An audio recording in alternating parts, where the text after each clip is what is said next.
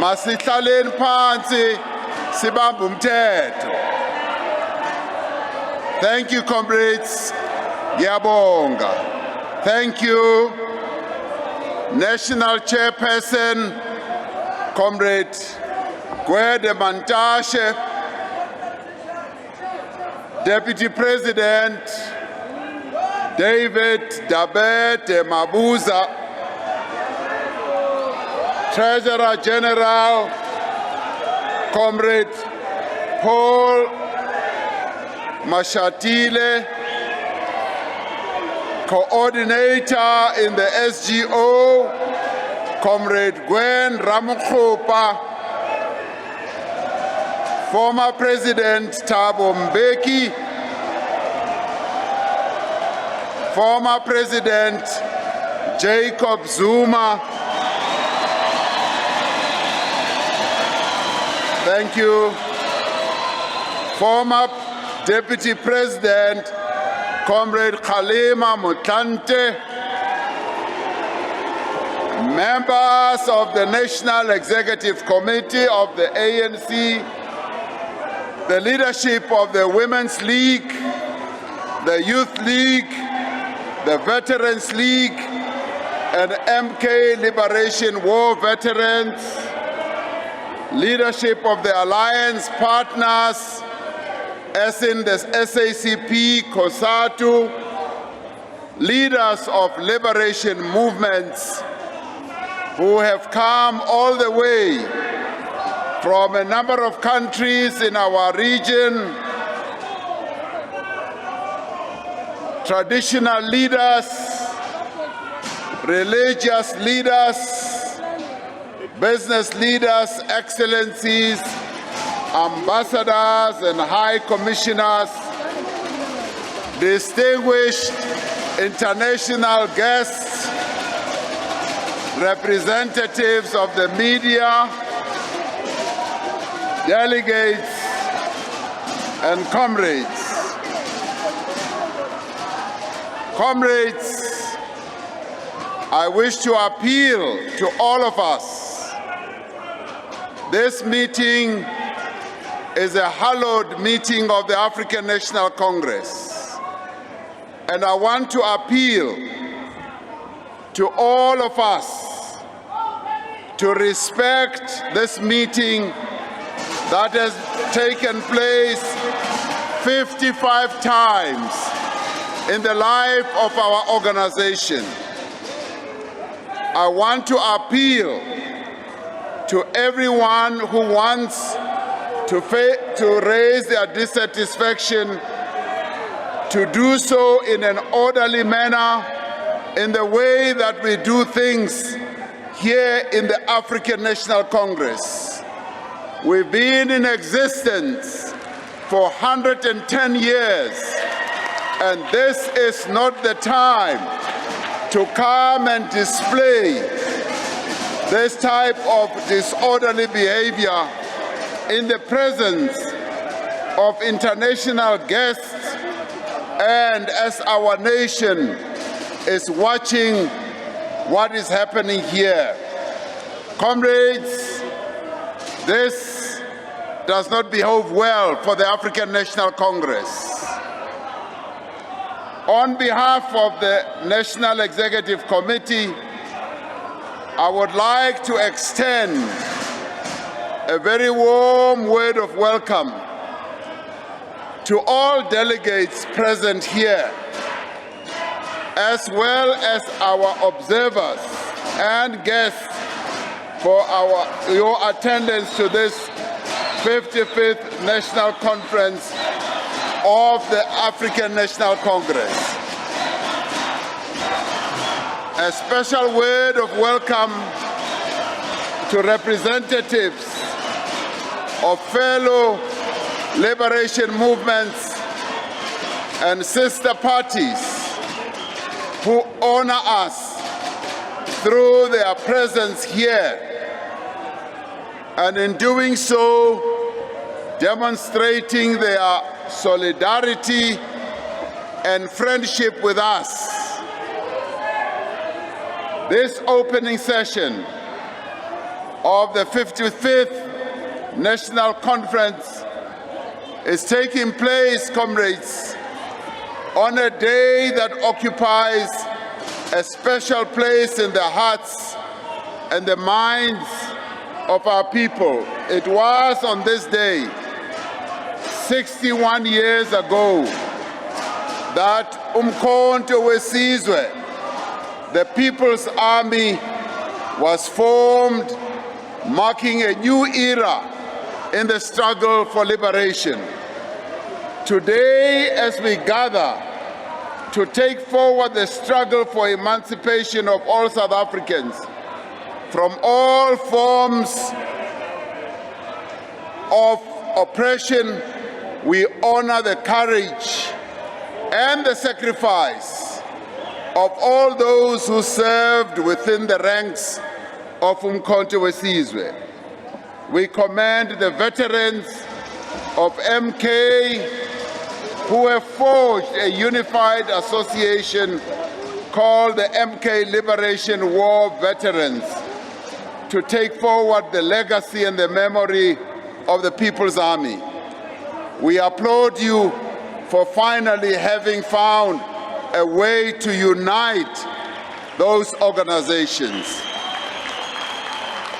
Comrades, we cannot observe this day without paying tribute to the memory of the Chief of Staff of MK, Comrade Chris Hani,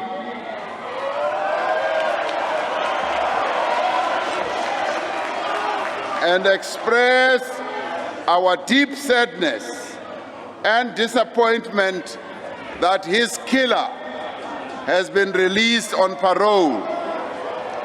Our thoughts are with Comrade Chris Hani's family, Madimpo Hani and the children, as well as his party, to which he was General Secretary of the South African Communist Party.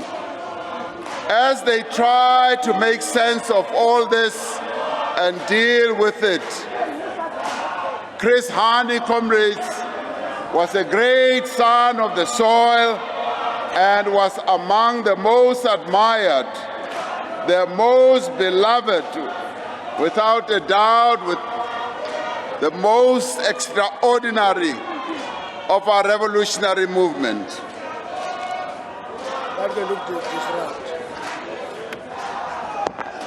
Security, kanisondele hapa. Santella. Security, please come here. Continue, President. Continue, President. Security, come.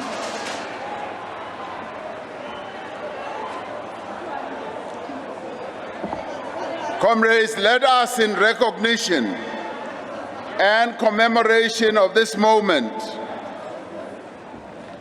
stand and observe a moment of silence as we remember those who sacrificed their lives in our struggle, and as we remember Chris Hani. Let us observe a moment of silence.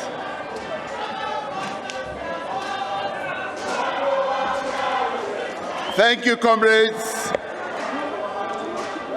Thank you. We may be seated. Comrades, as a democratic nation, we mark this day, the 16th of December, as Reconciliation Day. On this day, we gather as one people, as South Africans, to reaffirm our shared commitment to heal the divisions of the past, to end inequality, and to ensure that all may enjoy equal rights and opportunities. As the African National Congress, this day reminds us of our historic mission to unite the people of South Africa and to give effect to the desire of those brave men and women in Umkhonto weSizwe who fought for the happiness and the freedom of the people of South Africa. So, comrades, I am honored to stand before you to present this political report in compliance with Rule 16.1.2 of the ANC Constitution, which states the President of the African National Congress shall present to National Conference and the National General Council a comprehensive statement on the state of the nation and the political situation generally. In this regard, the report must reflect on what the ANC has done to implement the decisions that it took in the last conference. This report takes, comrades, as its starting point the vision and the mission of the African National Congress, which is set out in the aims and objectives contained in the Constitution of the ANC, which include, among other things, that the ANC shall unite all the people of South Africa, Africans in particular, for the complete liberation of the country from all forms of discrimination and national oppression, to end apartheid in all its forms and transform South Africa as rapidly as possible into a united, non-racial, non-sexist, and democratic country based on the principles of the Freedom Charter and in pursuit of the national democratic revolution. To defend the democratic gains of the people and to advance towards a society in which the government is freely chosen by the people according to the principles of universal suffrage on a common voters' roll. To fight for social justice and to eliminate the vast inequalities created by apartheid and the system of national oppression. To build a South African nation with a common patriotism and loyalty in which the cultural, linguistic, and religious diversity of the people of South Africa is recognized. To promote economic development for the benefit of all, to support and advance the cause of women's emancipation, to support and advance the cause of national liberation, development, world peace, disarmament, and environmentally sustainable development, and to support and promote the struggle for the rights of children and the disabled. Comrades, these are the aims and objectives that necessarily frame the ANC's vision and mission, but they also provide us with the tools of analysis of the state of the South African nation. This also informs our assessment of the progress made over the last 5 years in advancing the national democratic revolution. This 55th National Conference is indeed a watershed moment for the African National Congress. The theme of our conference is defend and advance the gains of freedom, unity through renewal. This theme calls upon all of us as delegates to this conference to pursue with greater vigor the rebuilding and renewal of the ANC, and as a united movement to advance the fundamental transformation of our economy and our society. The decisions we will take here will determine the future of our movement and, to a large extent, the direction that our country will take in years to come. We go into the 55th National Conference as an organization that is renewing and rebuilding itself. We have a new membership system as directed by the 54th National Conference to combat gatekeeping and the manipulation of our democratic process. More than 3,500 branches of our movement held the most democratic processes through the branch general meetings to discuss policies, to select delegates to this conference, and also to nominate their preferred leaders. These are major steps that have taken place in renewing our organization and ensuring principled unity. This 55th conference takes place at a time when the movement and the country are facing enormous challenges.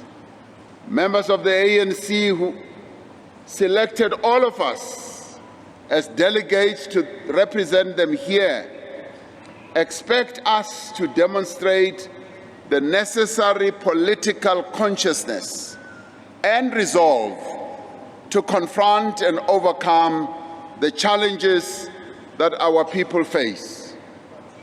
Those members who sent us here to this conference are aware that the ANC has traversed a remarkable journey since it was founded 110 years ago. They know that their glorious movement has dedicated itself to achieving a better life for the people of South Africa. Our role as an organization is unparalleled in its importance and in the history of our country as well. Our mission is a glorious one beyond compare. It is imperative that we should never forget our original founding mission as an organization. Our members and the people of South Africa expect us to be committed to our responsibility to execute our founding mission as an organization. They also expect us to have the courage and the honesty to recognize our shortcomings and the resolve to correct them. They harbor in their hearts the hope that the African National Congress will emerge from this conference with clear and cogent solutions to the challenges that they as the people of South Africa face and that our country faces.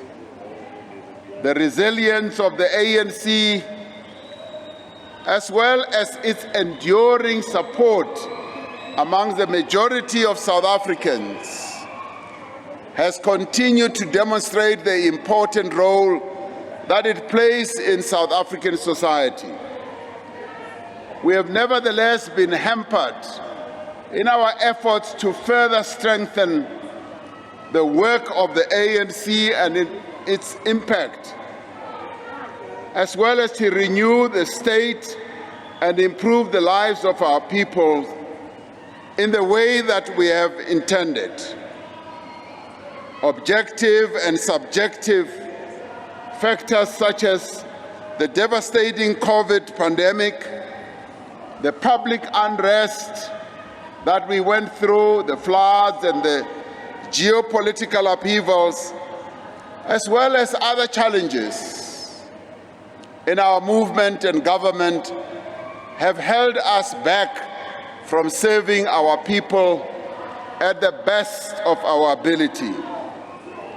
Yet, as we shall elaborate later, there is much we have been able to do to address these challenges. we were able to embark on interventions that enabled us to confront the pandemic. We introduced economic and social measures that helped minimize the impact of the virus. We also initiated a variety of measures that have put the economy on a higher trajectory of growth and development. Despite the time lags in putting the economy on a firm footing of sustained growth, the setbacks of failing electricity generation and other weaknesses in infrastructure, we see some green shoots starting to sprout. I do believe that better days do lie ahead. Comrades, since we last gathered here in 2017 at the 54th conference, our movement has had to bid farewell to several stalwarts, leaders and cadres of our movement. Senior members of our movement who passed away during this time include our departed and beloved Deputy Secretary General, Comrade Yasmin Jesse Duarte, whom we remember fondly. We also remember Isitwalandwe, Comrade John Nkadimeng, Isitwalandwe, Comrade Andrew Mlangeni, Isitwalandwe, Comrade Winnie Matikizela Mandela, former ANC Treasurer General, Comrade Mendim Simang, an NEC member, Comrade Edna Mulewa, Comrade Bavelile Songwa, Comrade Jackson Mtembu, Comrade Tlengiwe Mkize. We also remember veterans such as Rashaka Rachitanga, Johnny Aronson, Petros Mashishi, and Comrade Matiba, who died recently. Many other comrades who made an outstanding contribution to our struggle and to the cause of our people also passed away, some of whom we lost due to COVID. We pay tribute to these gallant freedom fighters who served our movement with diligence. To honor their lives and contribution, we must pick up the spear where it has fallen, to continue the struggle to which they dedicated their lives. I would like now to speak about, yes, the state of our nation and the progress that we have made in advancing the National Democratic Revolution. In the strategy and tactics document that we adopted at the 54th National Conference, we state that the National Democratic Revolution, the NDR, should strive to realize shared prosperity, social justice, and human solidarity. We state that this should be premised on a united state based on the will of all the people without regard to race, sex, belief, language, ethnicity, or geographic region. We continue to state that it should be based on a dignified and improving quality of life amongst all the people by providing equal rights and opportunities to all South Africans. And also the restoration of the birthright of all South Africans regarding access to land and other resources. When assessing progress in the execution of the NDR, we therefore need to consider how the current state of our nation reveals the extent to which these goals have been and are being realized. In the state of our nation,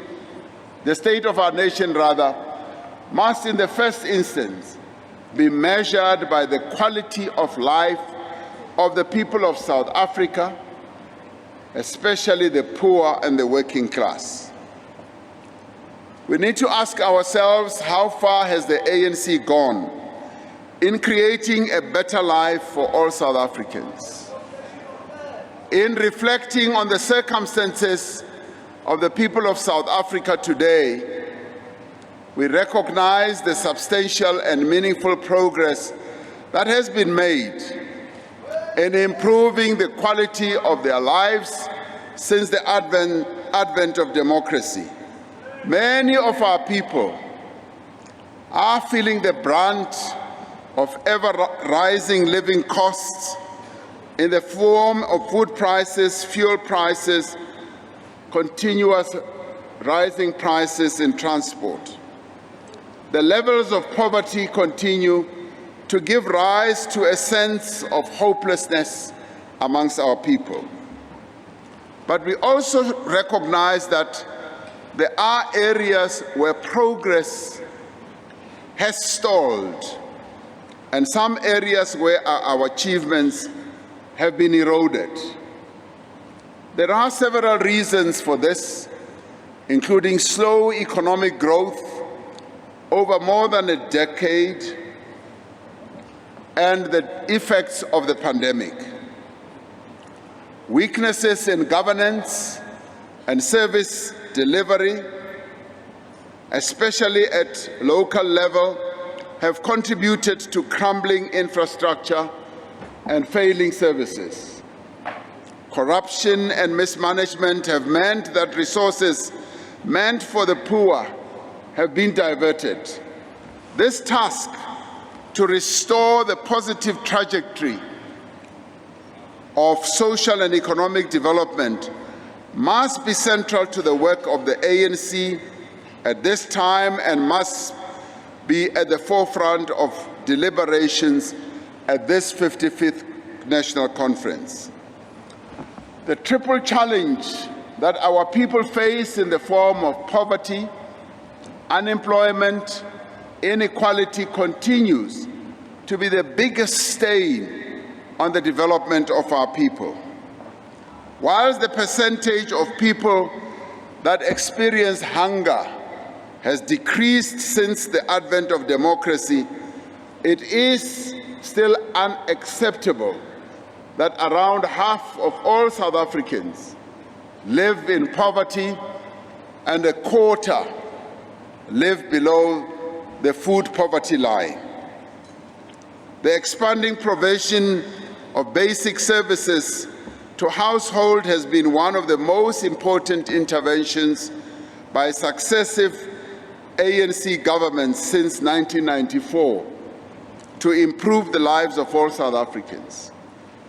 According to Statistics SA, access to water and sanitation, electricity, housing, and other services like waste removal has increased steadily over the last 3 decades.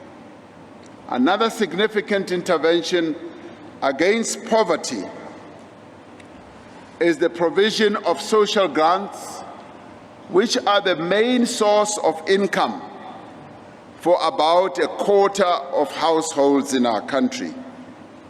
Just over 2.5 million people were receiving social grants in 1999.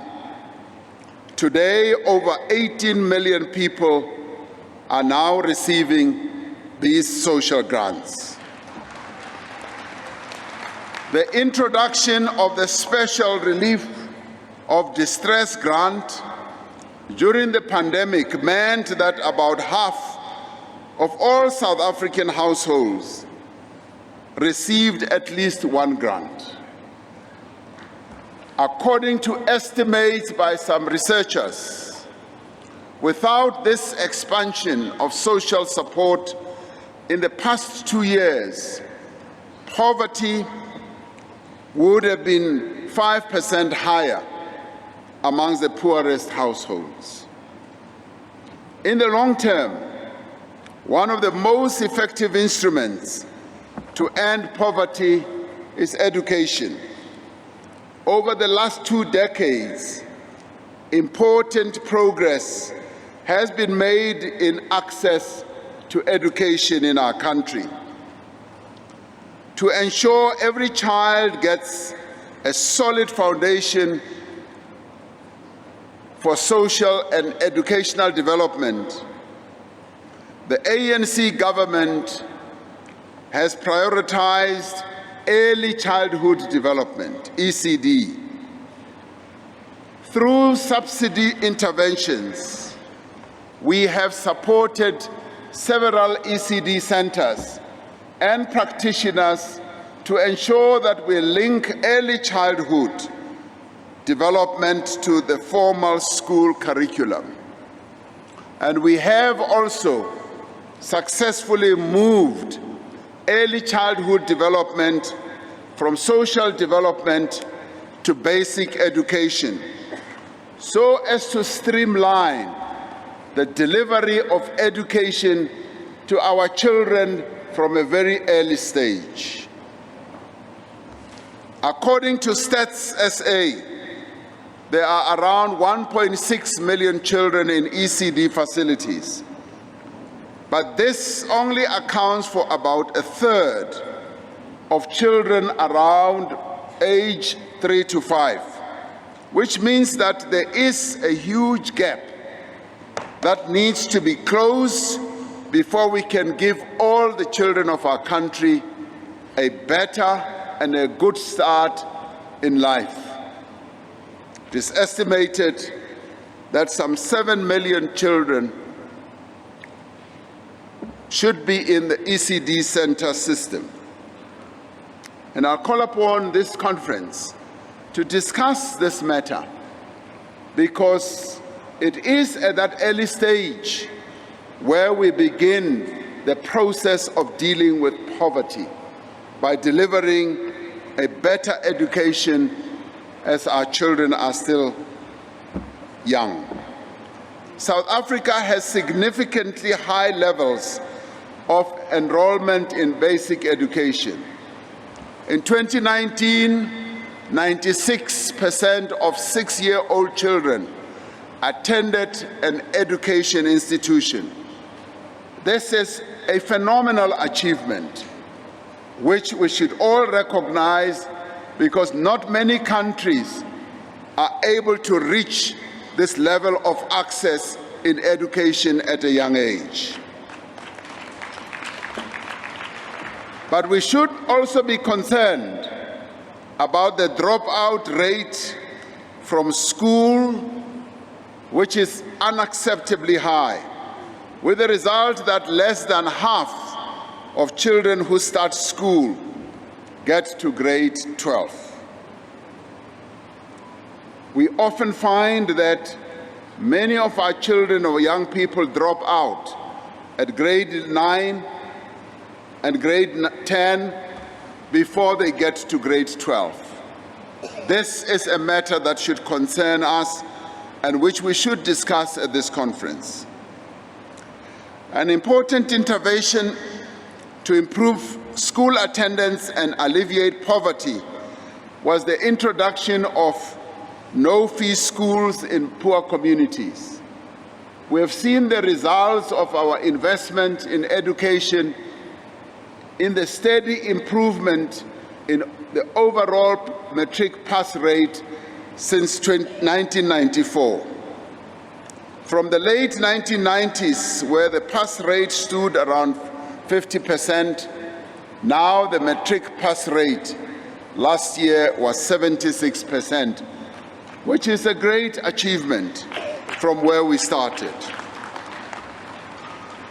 The 54th National Conference resolved to improve access to higher education through, amongst other interventions, the provision of free higher education for students from poor and working class backgrounds.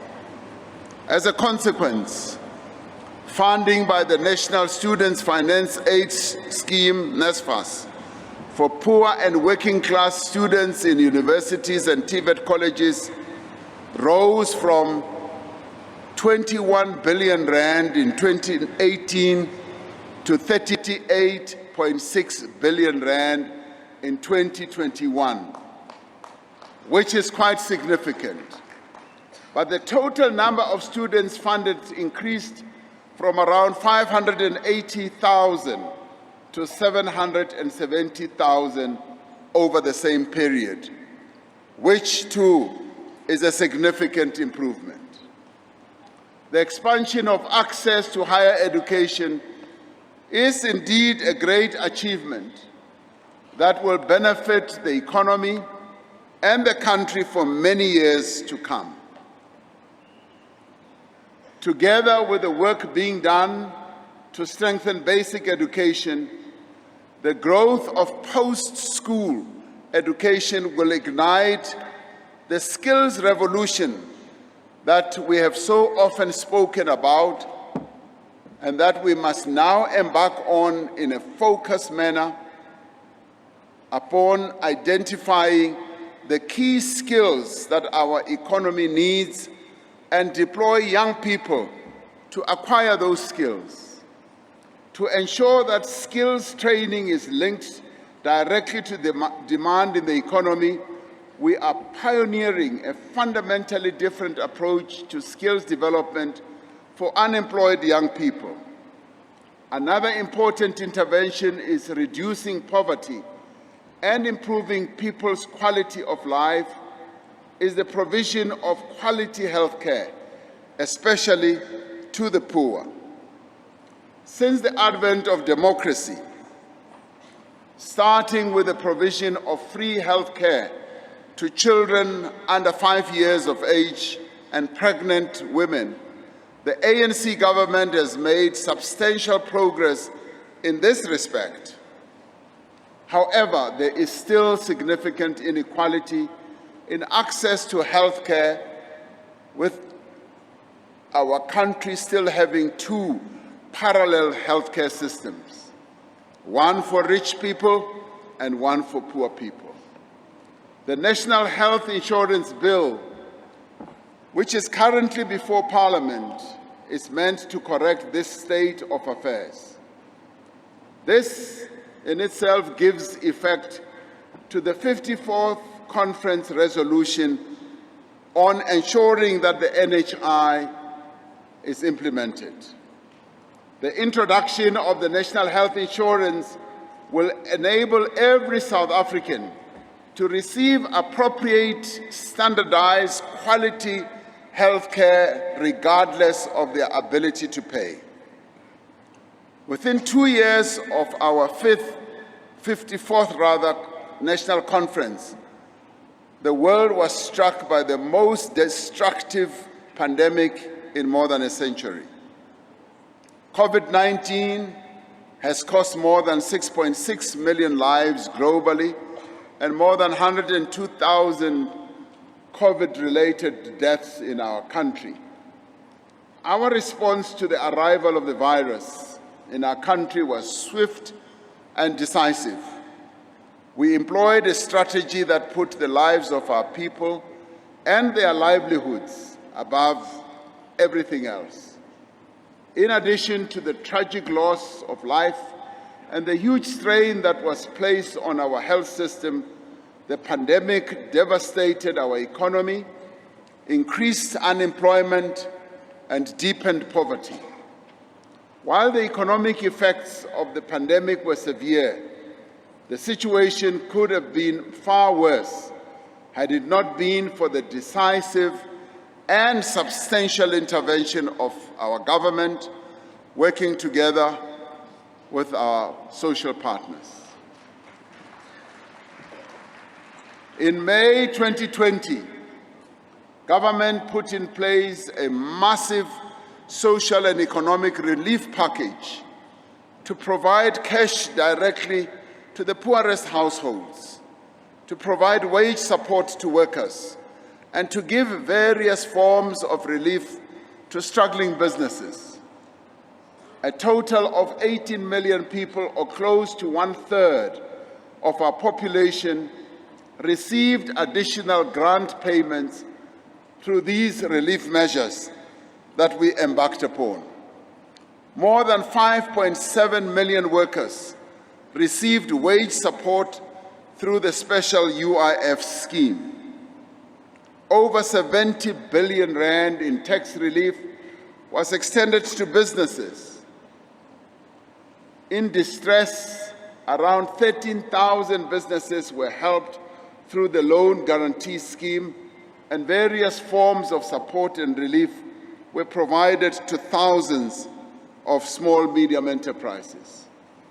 As part of this historic package, an additional 20 billion rand was allocated to the health response to the pandemic, and 20 billion was allocated to our municipalities to provide emergency relief in the form of water, food, and shelter to the homeless people in our country.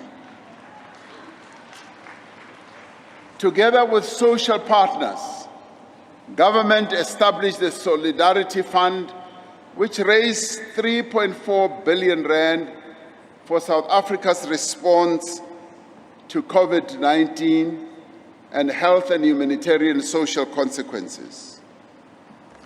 Working with social partners, government administered more than 38 million doses of vaccines, reaching more than half of all adults and ensuring 66% of everyone over 50 years of age is fully vaccinated.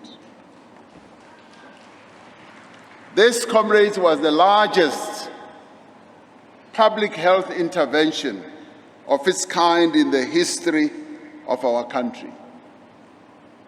What stands out from the COVID-19 experience is the extent of mobilization and organization by the people of South Africa through all social formations and in all communities. We saw trade unions, we saw businesses, we saw religious institutions, we saw our traditional leaders, we saw our sports leaders, all of them joining hands to enter the campaign against COVID-19. In previous national conferences, and especially at the 54th National Conference, it was decided that a state-owned pharmaceutical company should be established. With the advent of COVID-19, two companies in the pharmaceutical sector in which the state has a shareholding, BioVac and Ketlapela, have distinguished themselves in terms of capability and innovation. BioVac has now entered the vaccine manufacturing space with great effect. This year marks 25 years since our democratic constitution came into effect. The Freedom Charter, the lodestar of our movement, underpins the values and the norms of the country's constitution and serves as a guide for all our actions, all our programs and processes. The Constitution remains the foundation of our democratic order and the guarantor of the rights of all South Africans. We have done much to give effect to the rights contained in the Constitution, whether in the form of democratic labor laws or in the progressive provision of housing, water, sanitation, education, healthcare, and social grants to the poor and the vulnerable. However, the task of ensuring that all South Africans are equally able to exercise these rights is far from complete. This is evident in the high levels of poverty, unemployment, and inequality, the lack of access and assets to land, the weaknesses in the provision of basic services, including deficiencies in the quality of healthcare and education. We should resist the populist retort that seeks to lay the blame for lack of transformation and poor service delivery on the constitutional protections and safeguards that ultimately protects us and future generations. We should rather develop and implement the policies that will manifest the promise of a transformative constitution that we have. Improving our performance stands at the center of what we have described as the second phase of transition to a national democratic society. Indeed, as argued in the Strategy and Tactics document, this phase should be characterized by decisive action to effect thoroughgoing economic transformation and democratic consolidation. The African National Congress was formed to unite South Africans for the complete liberation of our country from all forms of discrimination and national oppression.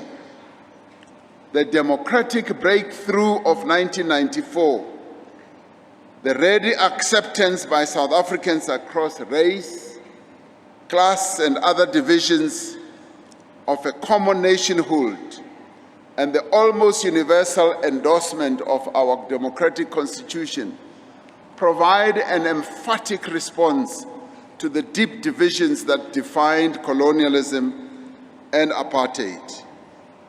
Yet, despite this clear progress, many of the divisions of the past still remain. They remain as a colonial and apartheid past that continues to cast a shadow on the efforts we seek to make as we build a national democratic society. At their most obvious, these divisions are evident in the material conditions under which South Africans live. Access to land, wealth, skills, basic services and opportunities very much still reflects the racial, gender, and spatial inequality of the past. Unless these material divides are bridged and eliminated, the goal of social cohesion and national unity will forever remain elusive. Racist and sexist attitudes persist in parts of society, alongside ethnic chauvinism, homophobia, and other forms of intolerance. We see these attitudes manifested in acts of blatant racism, violence against women, and discrimination against the LGBTIQ+ people and persons with disabilities. The persistence of these material divisions, attitudes, and practices strikes at the core of our efforts to build a national democratic society. There is a subtle erosion of our principles of non-racialism, especially in practice.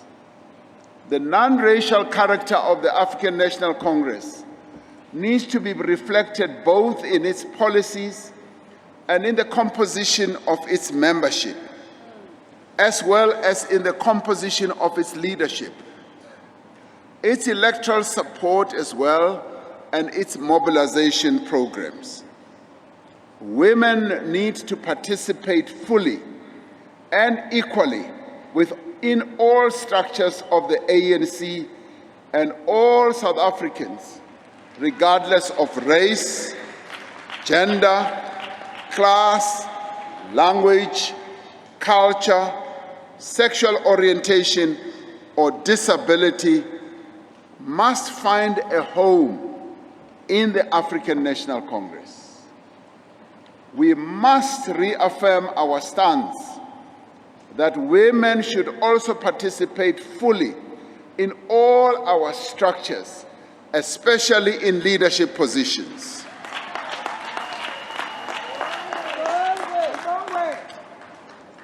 And this conference gives us that opportunity to demonstrate our commitment to this principle as well.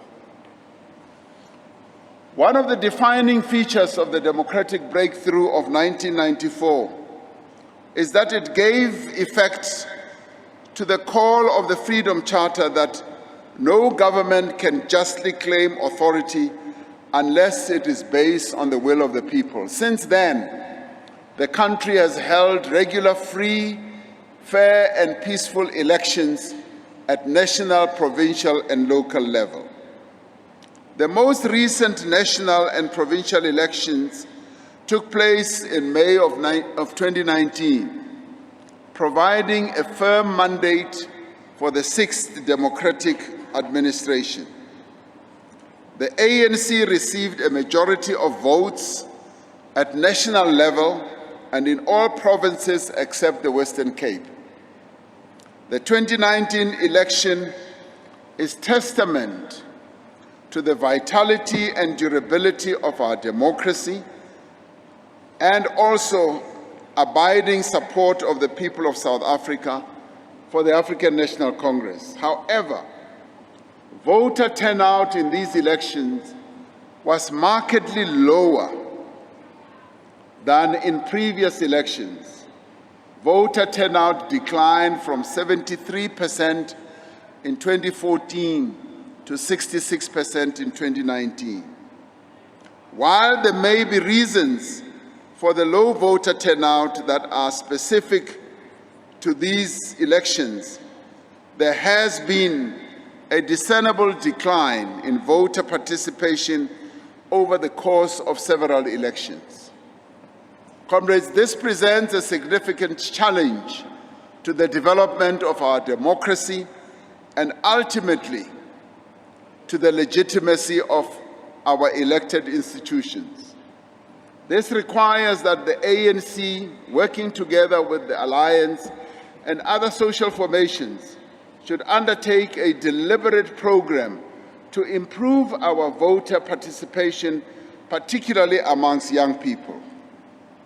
One of the important features in the operation of our democracy is the participation of members of the public in the development of government policies and the passage of laws. Our conception of democracy, of people's power, that is, has always extended beyond the narrow formalities of elections at regular intervals. To enhance this, the executive has revived the program of Izimbizo, which provides platforms for communities to engage with the President, ministers, the Deputy President, premiers, MECs, and local councillors. Economic transformation stands at the center of the second phase of transition and is necessary to give effect to the aims and objectives of the ANC. This means that the structure, the ownership, control and participation in our economy needs to be radically transformed to serve the interests of the people of South Africa. As set out in the Freedom Charter, our lodestar document, all South Africans must share in the country's wealth.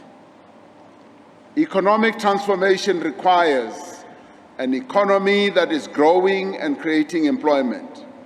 It requires an economy in which new businesses are able to emerge and flourish, where Black people, the women of South Africa, are able to advance at all levels and in all areas of the economy, and where township and rural economies are able to grow. It is an economy in which the features of apartheid, inequality, and exclusion are steadily removed and replaced by an economy that involves, empowers, and benefits all South Africans. In the 28 years since the advent of democracy, the country's economy has grown. It has created employment and provided opportunities to the black people in our country and to women that they were previously denied.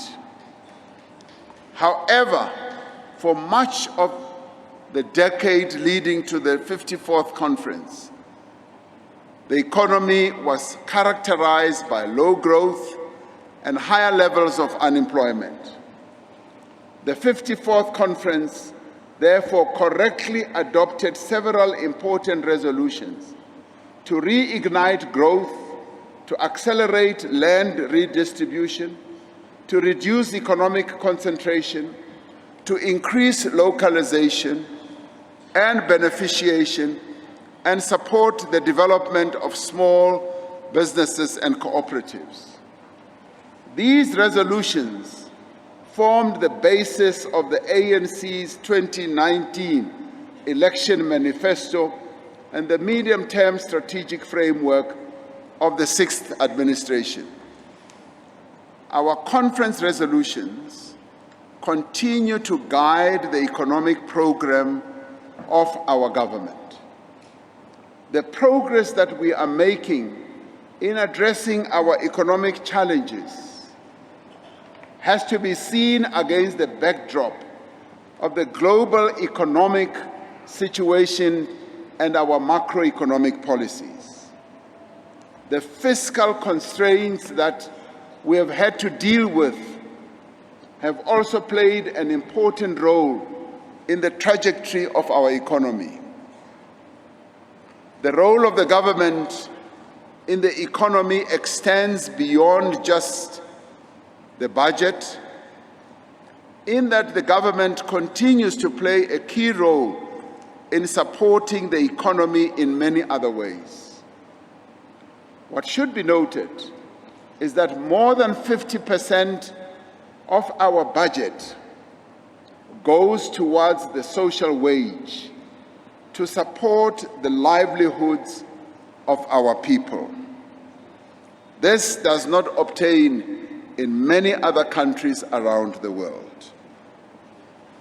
The positive momentum of economic reform program was severely disrupted by the measures we had to take to address the pandemic.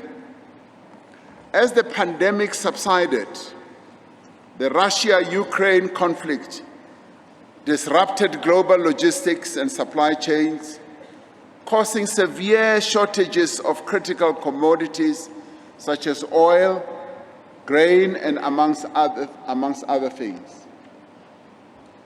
The unrest that we went through also contributed to our economic woes. Inflation has soared, necessitating the tightening of monetary policy with all the negative consequences for the economy and on our people.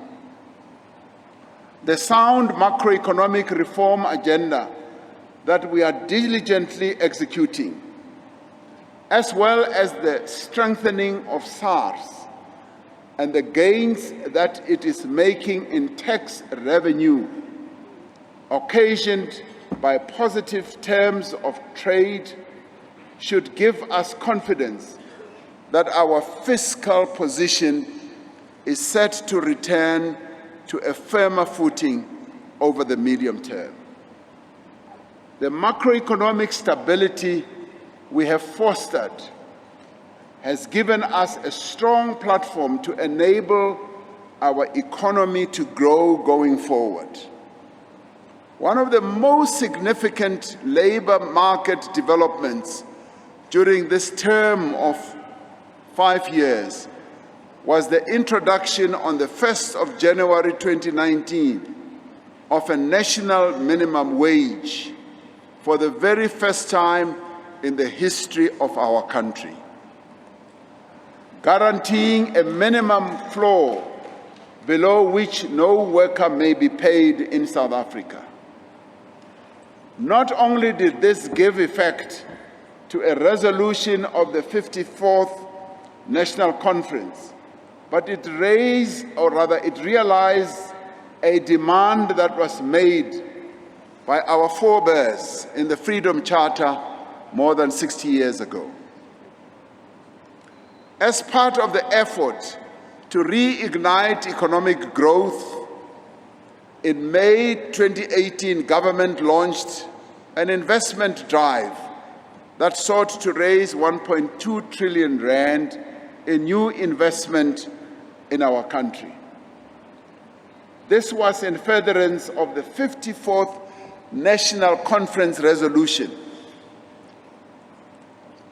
that said we need to unite social partners, including government, labor, business, and communities in an investment pact. To date, around 1.14 trillion rand in investment commitments has been raised, and more than 300 billion rand has already been invested in a number of tangible projects around our country.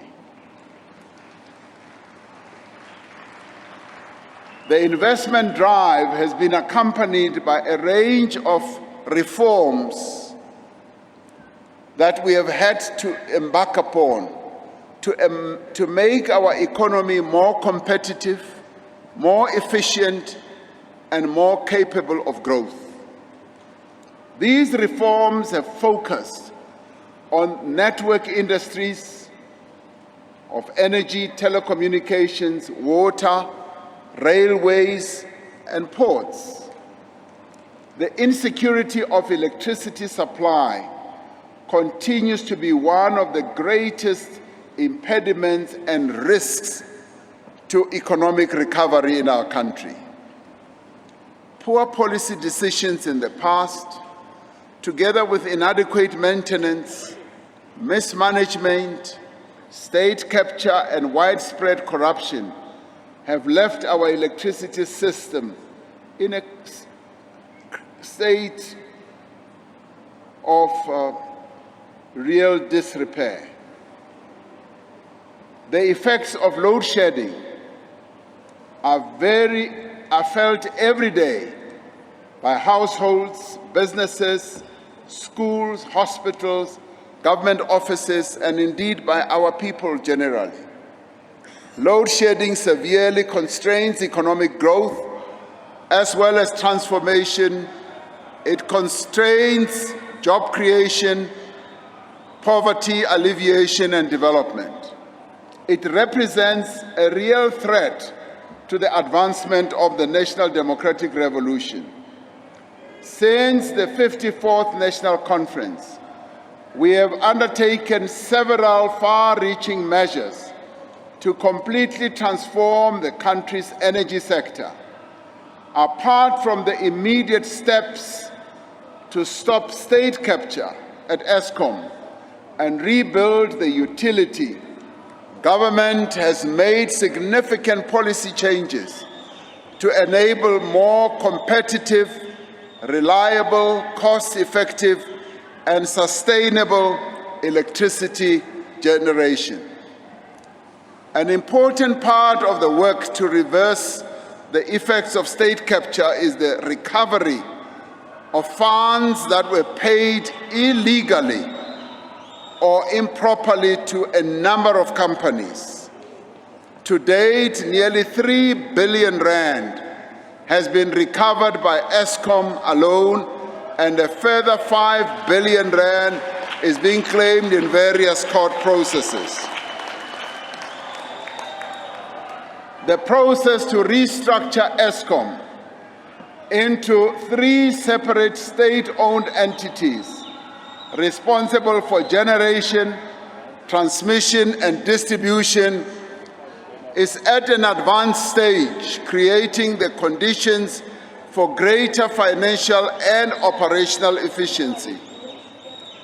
This in itself will allow more diversity in the generation of electricity, reducing the risk of reliance on a single generator. While there may be diverse electricity generators and distributors, transmission must remain under the control of the people as a state-owned entity, as it is a national security matter. The revitalization of the Renewable Energy Independent Power Producer Program has brought additional wind and solar power onto the grid, and significantly more generating capacity is due to come online in the next 2 rounds of the program. We expect more than 9,000 megawatts of new embedded generation capacity in the near future. This is taking place alongside concerted efforts to improve the performance of Eskom's existing power plants. Whilst we are addressing and attending to the improvement of existing power plants, the procurement of emergency power is an option that has to be followed up with greater focus. We had started with the process of procuring emergency power, but various interventions were made to stall this. A number of countries around the world who have run into difficulties of energy generation have resorted to emergency power as they build up their own internal capacity. This too is an option that has to be focused on as we move forward, because if we do not do that, load shedding will remain with us for much longer. Critical maintenance and resources have been prioritized for the 6 power stations that contribute the most to breakdowns. Eskom is also recruiting skilled personnel, including senior former plant managers and engineers from the private sector. A special law enforcement team has been set up within the South African Police Service to tackle sabotage, theft, and corruption that continues at Eskom. But the efforts that we are embarking upon are going to deal with those who continue to sabotage our electricity generation and who continue to participate in corrupt activities at Eskom.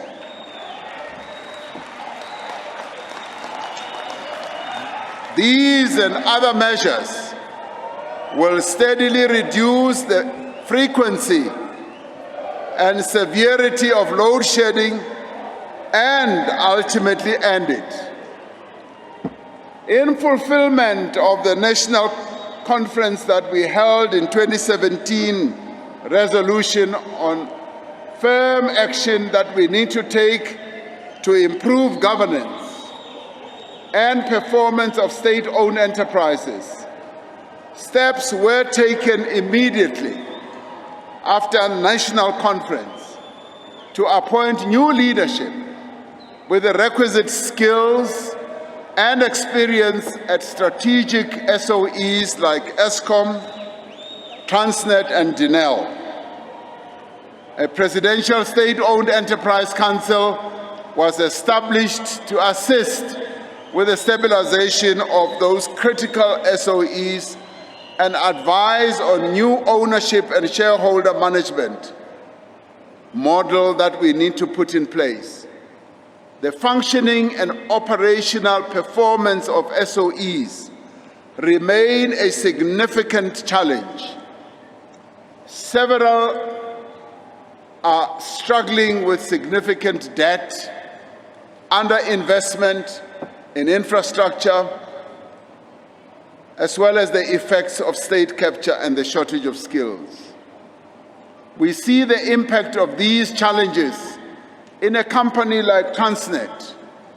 A significant constraint on economic growth is the poor state of much of our railroad and port infrastructure. Although we have extensive transport and logistics networks, a lack of proper maintenance, criminal damage, and state capture have meant that these networks have been performing far below their potential. Various reforms have been initiated to address this situation. The lack of financial capacity for extensive investment on the part of Transnet, particularly in our ports, has resulted in the need to attract much-needed investment into our country's critical economic infrastructure, and so that we are able to promote greater efficiency and competitiveness. These reforms will help to revitalize. They will also help to reposition our SOEs so that they are able to fulfill their developmental mandates. Important reforms have also taken place in telecommunications, an industry that is vital to South Africa's development and its participation in the fourth industrial revolution. Progress in this regard includes the long overdue transformation of broadband spectrum, which will reduce the cost of data and improve access in underserviced areas, particularly our rural areas. These and other measures have been necessary to take. The migration from analog to digital broadcasting, which has begun in several parts of our country, is a crucial step in freeing up spectrum for broadband. It is a priority to now complete this process. One of the most critical drivers of future growth in an economy is investment in infrastructure. That is why we are taking several measures to substantially increase investment in infrastructure. One of the challenges has been to build infrastructure project preparation capacity in order to get infrastructure projects implemented. That capacity is now being put in place, both at national as well as at provincial level.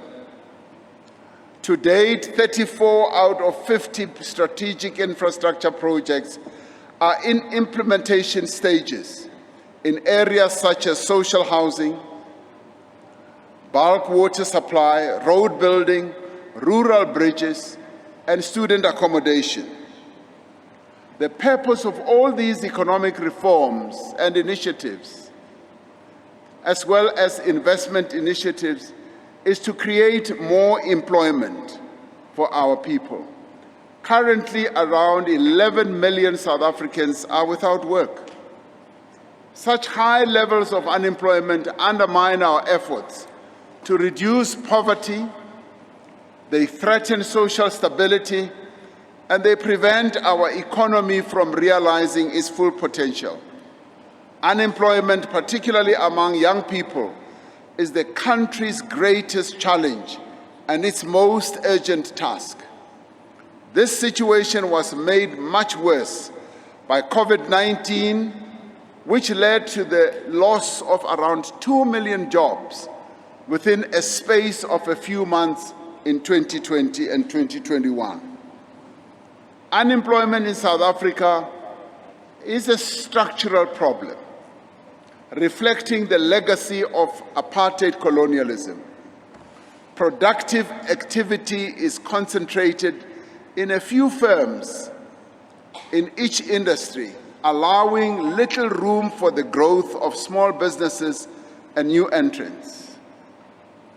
Most growth sectors are not sufficiently labor-intensive, and there is a mismatch between the skills we have and the skills that our economy needs. Excessive regulation and inefficient network industries increase the cost of doing business, and importantly, the cost of hiring people. An important focus of the last 5 years has been on encouraging the emergence of small and medium enterprises, cooperatives, small businesses, as well as rural, but also township businesses. Undermining all our economic transformation efforts is the advancement of the economic position of Black people and women South Africans. That is why we introduced broad-based Black economic empowerment, affirmative action, preferential procurement, and other transformation policies to address the imbalances created by years of apartheid rule. We must resist at all the calls to abandon our transformative economic policies or to defer the task of broad-based Black economic empowerment. Now more than ever, we need to undertake the task of empowerment with greater intensity and purpose. The Economic Reconstruction and Recovery Plan, which was adopted in October of 2020, set out to improve conditions for the revival of our economy post-COVID, recognizing that it would take time for the labor market to recover in the wake of the pandemic. Government launched an employment stimulus program to provide public and social employment opportunities. It also supported livelihoods of people in sectors particularly badly affected by the pandemic, such as the creative industry, the small-scale farmers, and the ECD practitioners, as I said earlier. One of our tasks is to ensure that the people who graduate from these programs that we have embarked upon find opportunities elsewhere in the economy for employment and income generation. We have set up an online platform to provide pathways, particularly for young people, to job opportunities to learn and to start their own youth enterprises. To date, over 3 million young people have registered on this platform, and more than 900,000 young people have been placed in earning opportunities. The economy is showing signs of recovery. The latest GDP figures show that the size of the economy has surpassed the pre-pandemic levels. Employment statistics indicate that nearly 1.5 million new jobs have been created in the last year, although we have still not reached or recovered all the jobs that were lost during pandemic. As I said, we lost some 2 million jobs. These statistics offer tentative hope of a more sustained recovery. The task of this 55th conference is to agree on the necessary measures that we need to take to ensure not only that the economy recovers faster, but that we create more employment, but that we also improve the lives of South Africans, as I said earlier, particularly workers and the poor in our country. It is our responsibility to ensure that the economy does not simply return to where it was before the pandemic, but that it is more inclusive, more diverse, and that it is better able to provide employment and economic opportunity to the millions of people who remain marginalized. An essential part of a more inclusive economy is greater access to land for all those who work it and who need it. The acceleration of land redistribution as part of a comprehensive land reform program was one of the emphatic resolutions of the 54th National Conference. In particular, conference resolved as follows: we must pursue with greater determination the program of land reform and rural development as part of the program of radical socio-economic transformation. We also said expropriation of land without compensation should be among the key mechanisms available to government to give effect to land reform and redistribution. In determining the mechanisms of implementation, we continued: we must ensure that we do not undermine future investment in the economy or damage agricultural production and food security, the 54th Conference said. Furthermore, our interventions must not cause harm to other sectors of the economy. That is what we resolved in 2017. As the 54th Conference recognized, the pace of land reform has been too slow to meet the needs of the majority citizens who remain landless. Since the advent of democracy, government has transferred over 4 million hectares of land through restitution and over 5 million hectares through redistribution, accounting for nearly 11% of commercial farmland. However, this, comrade, is far below the initial target that we set of 30% by 2014. Now, despite the setback of our efforts to amend Section 25 of the Constitution in our Parliament, we continue to pursue all available options, including through legislation like the Expropriation Bill, to implement our 54th National Conference resolution on land redistribution without compensation.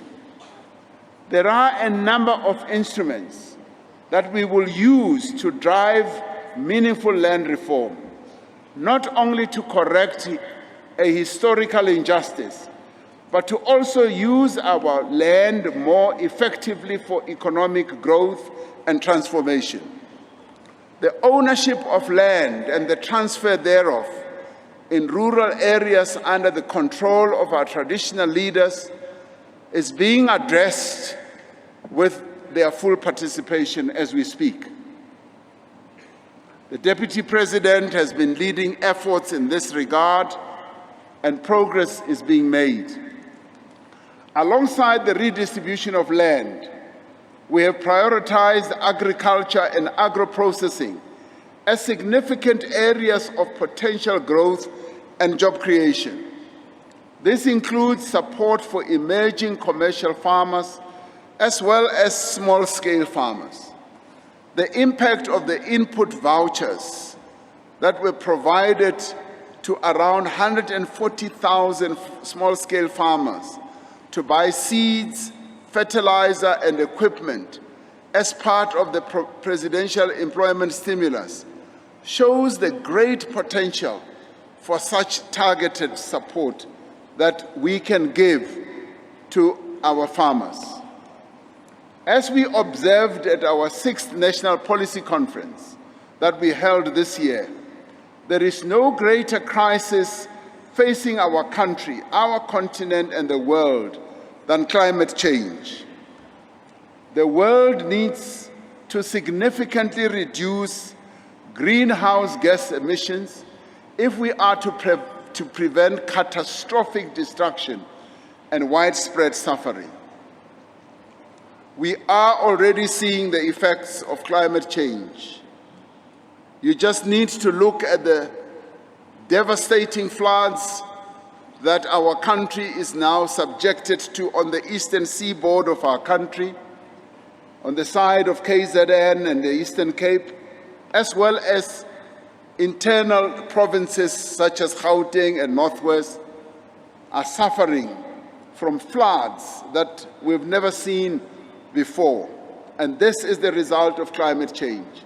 We are now experiencing long-term droughts on the western side of our country for much longer periods than we have.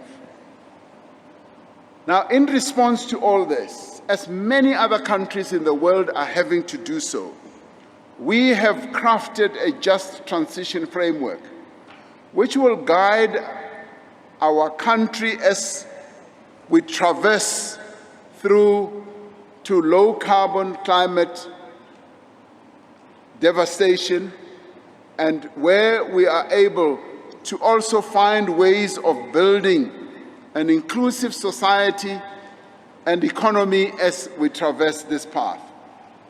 We do need to reduce emissions not only for the sake of the health of our people or the economic well-being and the security of our people, but to ensure that our manufactured products and services remain competitive in a changing global economy. Now, a number of countries that are buying our products are beginning to ask how those products are made. They're beginning to ask about the energy composition that results in the products that we are making. And those countries in the future are going to be wanting to impose certain restrictions. And it is for that reason that we need to embark on our own transition. And we do need to embark on an energy transition that is going to make our products competitive. We have consistently maintained that this transition away from fossil fuels needs to be an inclusive and just transition. It needs to protect the interests of those workers, those businesses, and communities that would otherwise be adversely affected by the gradual shift from fossil fuels to renewable energy.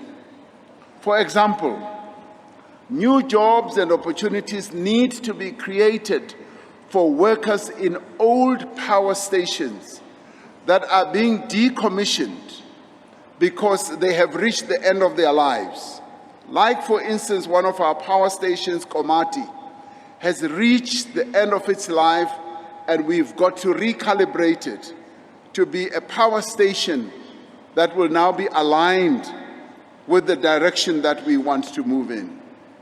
We also need to look at how, as our coal mines run out of coal, how we are going to address that challenge, as many other countries are already beginning to do so. We need to skill, upskill, and reskill workers who will be affected to take up positions in new industries.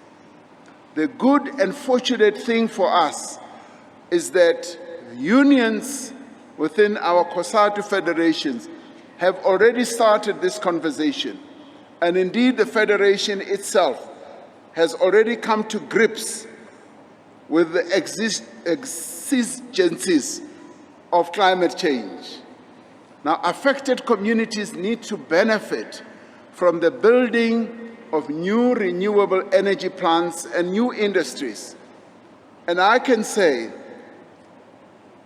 opportunities that are going to be yielded as we move to new forms of energy are going to benefit our economy. For instance, the hydrogen economy is an economy that is beckoning, that is calling us. The Northern Cape is going to be a great beneficiary, as indeed a number of other provinces in this regard. Now, there are a number of misconceptions about the just energy. For example, there is no intention to close all South Africa's coal-powered stations or mines. In terms of the integrated resource plan that we agreed on in 2019, Several coal power stations are due to be decommissioned between now and 2030. Several newer coal-fired power stations, including Medupi and Kusile, will remain in operation for some time to come because we've just built these power stations. So, South Africa's future mix of energy resources is outlined very clearly in the IRP that we released in 2019. It envisages a diversity of energy sources. Over time, the proportion of coal in the energy mix will, yes, go down, and the proportion of renewable energy will increase. As a matter of principle, the pace and the form of our just transition must be informed by our own national interest, by our developmental needs, and by the availability of our own resources. The transformation of the financial sector is a priority if we are to ensure that all South Africans have access to banking services and finance. Among our long-standing resolutions is the establishment of a state bank that would be able more effectively than commercial banks to service the poor in our country and advance our country's developmental needs. And it is for this reason that we need to pursue and finalize the corporatization, for instance, of the Post Bank to fulfill this function. The Post Bank is our bank, state-owned, which has a great network throughout the country, which is very much used by the poor in our country. In early 2019, the NEC held extensive discussions about how to implement the 54th National Conference resolution on the public ownership of the South African Reserve Bank. The NEC reaffirmed the need to address the historical anomaly of private shareholding in the bank and agreed that the bank should be fully owned by the people of South Africa. That was agreed. Now, the NEC also agreed that the manner and the pace at which this happens needs to take into account the significant financial implications and our country's current fiscal position. It also needs to ensure, as the conference stated, that is the 54th conference, that this process does not benefit private shareholder speculators who are looking to make a fortune at the expense of our country's people. That is what we need to remember. To give effect to the 54th National Conference resolution, to expand the mandate of the competition authorities to tackle high levels of concentration, government made significant amendments to the Competition Act. You will recall that at the 54th conference, we did discuss the issue of the high levels of competition, of concentration of ownership and control in our economy. Amongst other things, the amendments that have been made to the Competition Act enable a reduction in data prices following a market inquiry, action against companies that hiked prices during COVID, and increased employee ownership in some companies following measures. The 54th National Conference recognized the importance of state procurement as a lever for empowerment and industrial development. This has been achieved through the preferential procurement policy that advances people who have been disadvantaged by unfair discrimination while ensuring that public bodies contract for goods and services in a manner that is fair, equitable, transparent, competitive, and cost-effective. Government has also designated certain products for local procurement by public entities and government departments, mainly linked to infrastructure. This policy has helped to expand local manufacturing, attracting investment, generating jobs, and improving the country's skill base. This is part of a broader localization effort, which involves an accord at Nasrec to localize up to 200 billion of additional production over a 5-year period. When we came up with the policy of localization, many people thought we were mad, that the South African economy could not successfully localize. Having adopted this policy, we are seeing more and more localization happening, and it is now becoming the norm. And we must continue to insist that localization must be the order of the day, because that is going to lead to job creation in South Africa. To guide South Africa's investment in the digital economy, government established the Presidential Commission on the Fourth Industrial Revolution. The Commission made several recommendations to enable the country to benefit from rapid technological change, ranging from developing appropriate skills to encouraging advancing manufacturing capabilities to promoting innovation. In line with the 54th Conference resolution, government has prioritized the task of building a capable state. Through legislative changes for local government and the production, or rather the introduction of a framework for the professionalization of the public sector across all spheres, steps are now being taken to ensure that public servants possess the necessary skills, they possess the necessary expertise and experience to be able to serve the people of South Africa. Local government is vital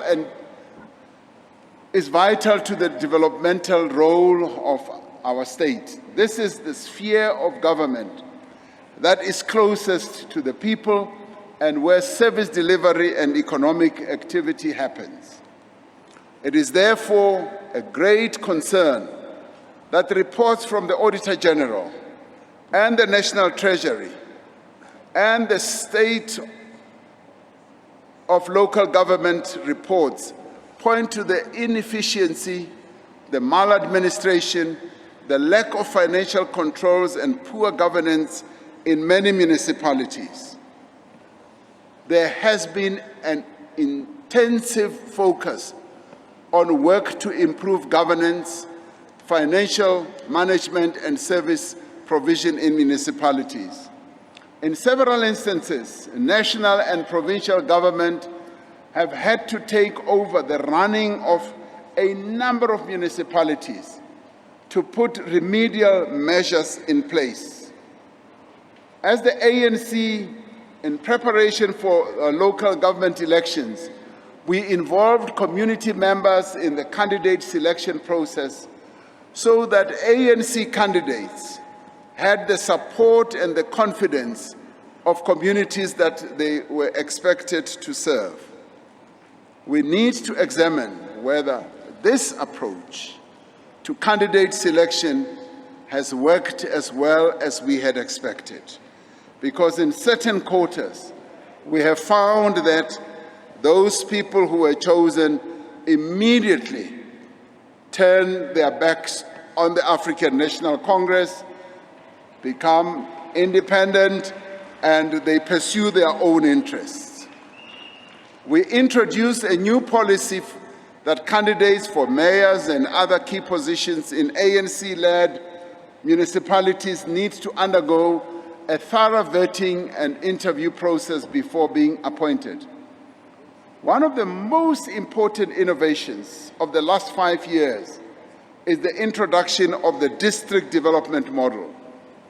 This aims to produce integrated district plans in line with the vision of one district, one plan, one budget, one approach. The aim is to involve citizens directly in planning and driving development in their own communities.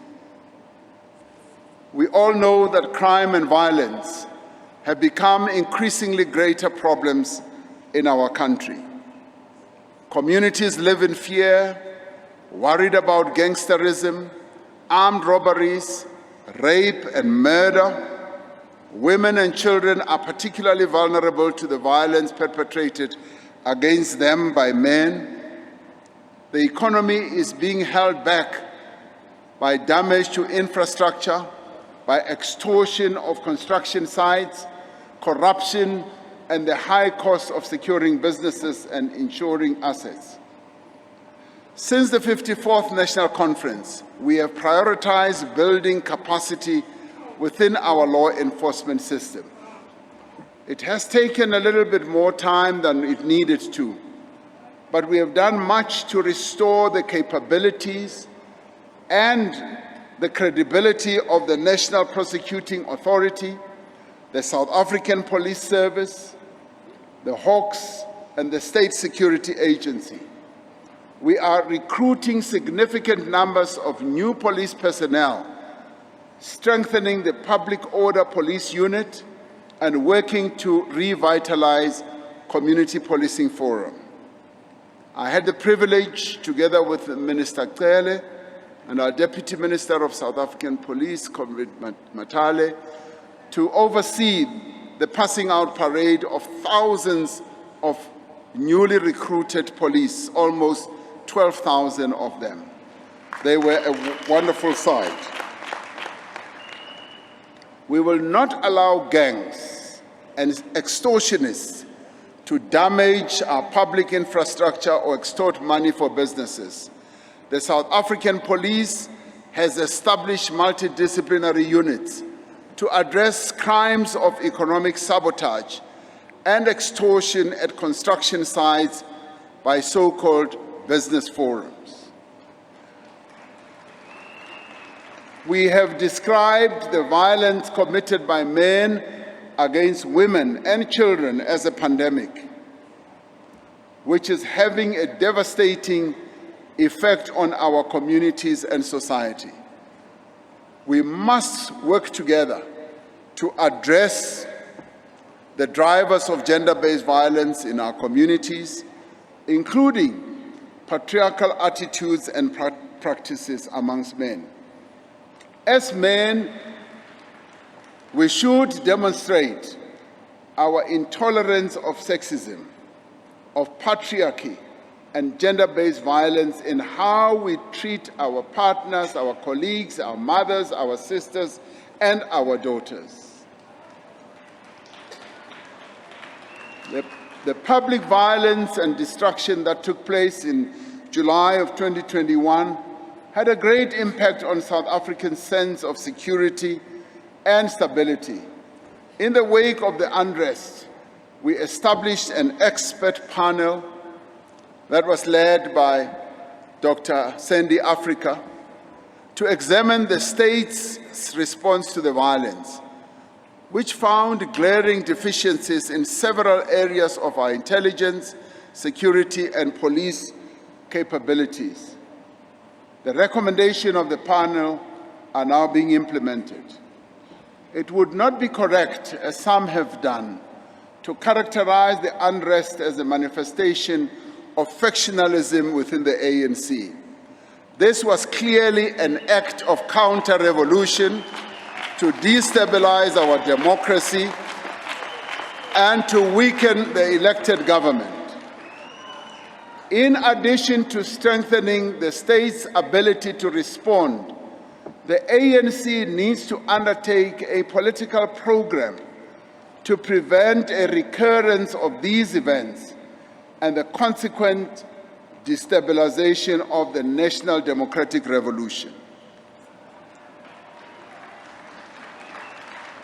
One of the aims and objectives of the ANC is to advance and to support the cause of women's emancipation. We have made significant advances. It is largely thanks to the ANC's policies that 46% of all National Assembly members are women. For the first time, half of all cabinet ministers at national level are women. And even at provincial level, we continue to insist that at the very least 50% must be women in the provincial executives. And in some cases, there are even more women than men on those provincial executive councils. Out of 256 judges on our bench, 114 are women, and nearly half of all magistrates are women as well. Currently, 62% of the entire public service is female, and 44% of senior managers are filled by women. Now, comrades, we still have a long way to go to achieve equality in representation across all institutions in our society. Most notable amongst the challenges that impede the pursuit of gender equality is the economic participation or position of women. Much work is underway to promote economic empowerment of the women of our country. Government has set a target of 40% of public procurement for women-owned and managed businesses. Although progress towards this target is uneven between departments, we will get there because this is a must. We have to empower the women of our country. Now, these efforts are supported by training programs for women-owned businesses to qualify for government tender processes. There are also various initiatives to direct financial support to women-owned businesses and specific efforts to ensure access to women to own land, to housing, and to public employment opportunities as well. One of the clearest instructions from the 54th National Conference was to end state capture and to tackle corruption within our own ranks and within government and across society.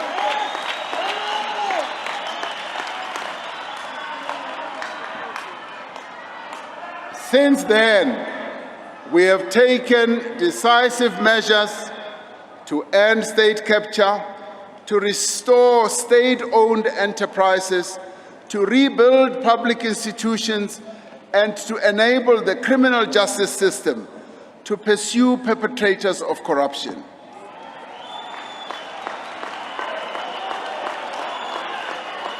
We have seen important progress by the Hawks, by the NPA, by the Special Investigating Unit, by the Financial Intelligence Center, by SARS, and others who are tackling corruption.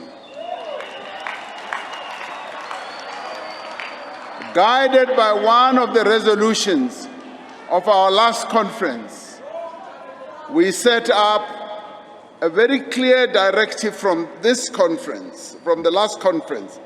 We set up the Commission of Inquiry on State Capture, mandated by the 54th National Conference. The Commission has produced a detailed report, a disturbing report or account of the nature and extent of the mechanics of state capture. The Commission's report revealed extensive corruption, fraud and malfeasance within government departments, state-owned enterprises, provincial governments, security services, law enforcement agencies, and both local and international companies as well. As the ANC, we have consistently maintained that the Commission is a necessary part of the broader social effort to end all forms of state capture and corruption. We set up a process to engage with the findings and recommendations of the Commission as the ANC to determine how these can help to enhance the process of fundamental renewal and rebuilding within our own movement, as well as in government and broader society. From the deliberations and resolutions of this conference, we must ensure that we use the work of the State Capture Commission to consolidate and intensify the efforts against state capture and ensure that, yes, those responsible, whoever they are, wherever they are, that they should face the might of the law. But we must also say, we know that there will be resistance, but this must strengthen our resolve so that we can protect and advance the gains of our revolution. Turning to the state of the African continent, for the past 3 decades, Africa has seen great advances in democracy, instability, and peace. The formation of the African Union in 2002 here in South Africa and the adoption of the AU Agenda for 2063, a decade later, demonstrates the determination of African countries to forge a common future defined by peace, development, and continental integration. Progress towards the achievement of these goals has been mixed. The African Union set itself the objective of silencing the guns by 2020. While peace has been achieved in some areas, there is still war and conflict in several parts of Africa. There is general recognition that peace and stability will remain elusive if we do not address the relationship between security and development. This requires a multifaceted approach that includes improved governance, entrenched democratic norms, respect for human rights, and the political will to capacitate our institutions. We need to address the continued exclusion of women in economic, political, and social spheres on our continent, which renders them particularly vulnerable to violence and conflict, and which also undermines the contribution they could make to finding and sustaining peace. The continent still needs to find solutions to several other challenges, including the growing spread of terrorism and illicit financial flows, which siphon off resources that could be used to fund development. As the ANC, we have been working to strengthen our relations with other liberation movements, and we are proud to see that a number of them are represented here, right from Polisario, right through to Angola, to Zimbabwe, to Mozambique, Botswana. They are here, and we are very pleased. One of the most significant areas of progress in the implementation of Agenda 2063 was the coming into effect of the African Continental Free Trade Area in January last year. The AfCFTA will boost intra-African trade, promote industrialization without any doubt. It will also promote competitiveness of our products, and it will contribute to job creation and facilitate Africa's meaningful integration into the global economy. And in this regard, South Africa stands a really good chance and opportunity, as we are the most industrialized country on the continent, but we are also seen as the gateway into Africa. Improving women's access to trade opportunities will not only facilitate economic freedom for women, but also expand the productive capacity of various countries on our continent. South Africa assumed the AU's chairship in February 2020, mere days before the first COVID outbreak. The continent's swift and decisive response demonstrated what is possible when African countries work together under the auspices of the African Union to confront a common crisis. Africa was able to mobilize vital medical supplies, vaccines, and funding on a continental basis. In the midst of vaccine hoarding by wealthier nations through the African Union and other structures, we were able to secure over 500 million COVID vaccines for the continent. African countries have worked together with international partners, especially with the WHO, to build the continent's vaccine manufacturing capacity and enhance its health security.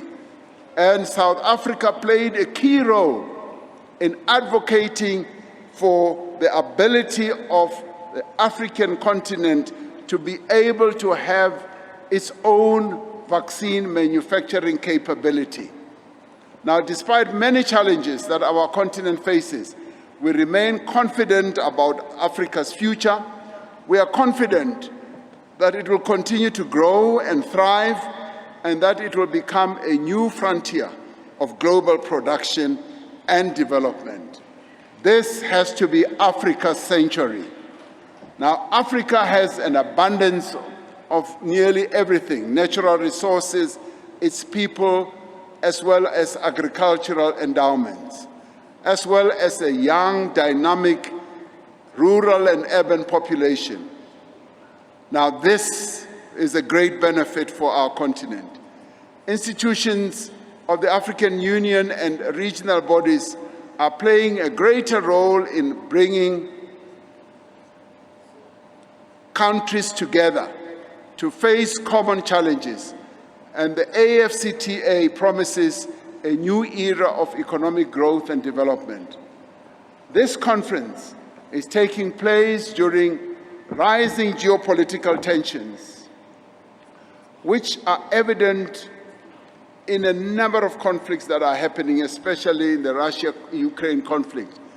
The effects of these tensions include growing food, energy, and financial crises, which affect poorer countries the most.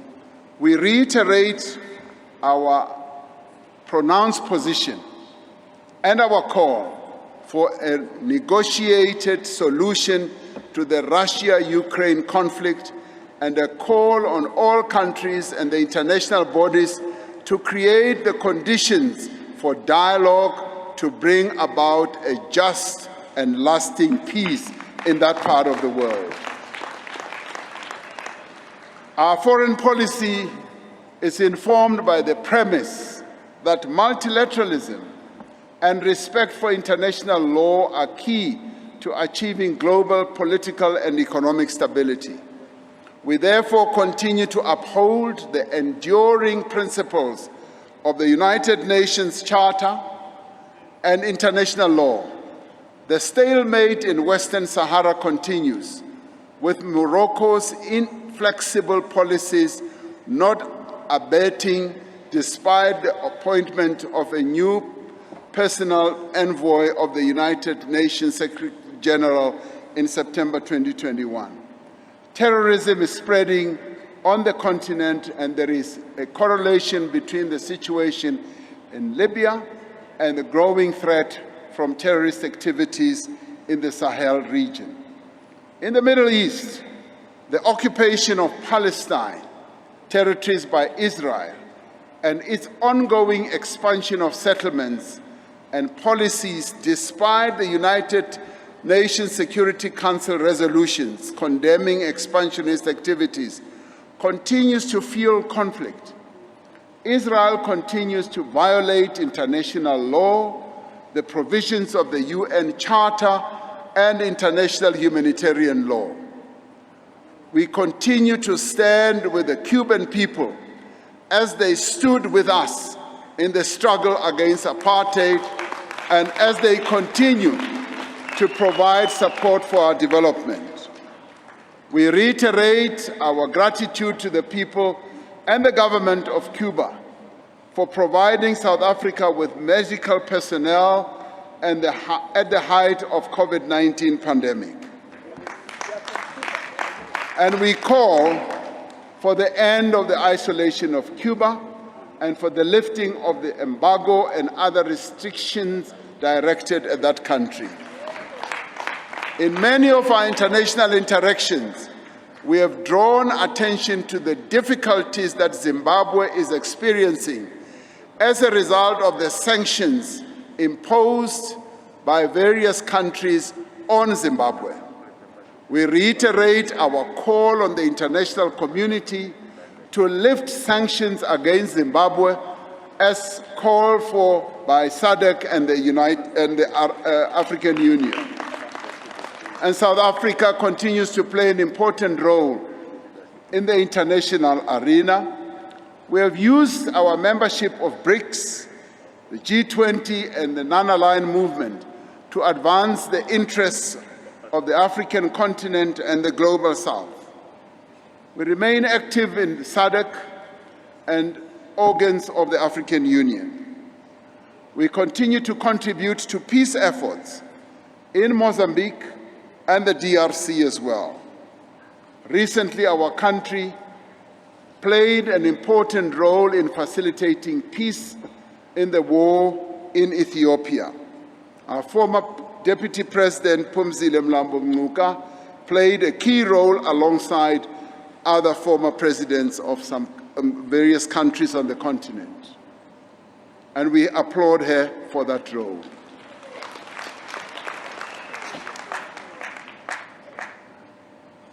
Recent events, such as the Russia-Ukraine conflict, have in many ways exposed the inability of the UN Security Council to fulfill its mandate of maintaining international peace and security. The current configuration of the United Nations Security Council is simply outdated, and it's also unrepresentative, and it disadvantages developing economy countries. Currently, there's a summit that is taking place in the United States between various African countries and the United States. It was pleasing to hear an articulation in that summit supporting the call that we have always made, that Africa needs to be represented on the United Nations Security Council. The message is beginning to sink. In line with our conference resolutions, South Africa continues to advocate for the reforms that will address this issue.